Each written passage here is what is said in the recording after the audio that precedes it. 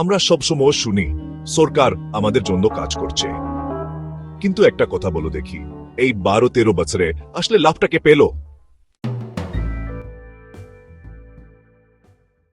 হম ফেপাসি 15 সালে যখন সরকার বদলালো তখন রাজ্যের আইন কত ছিল, আর আজ আপসর 5 সালে কত?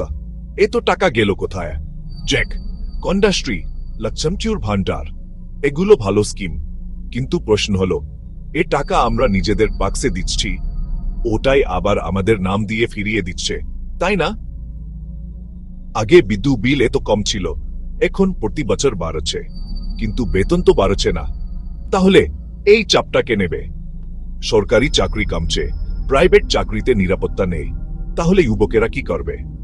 হ্যাঁ, আমরা বিদ্যুৎ, গ্যাস, খাবার, স্কুল সবকিছুর দাম দিচ্ছি, কিন্তু উন্নয়নটা কোথায়? রাস্তা ধুলো, হাসপাতালে ভিড়, আর রাজনীতি শুধু টিভিতে।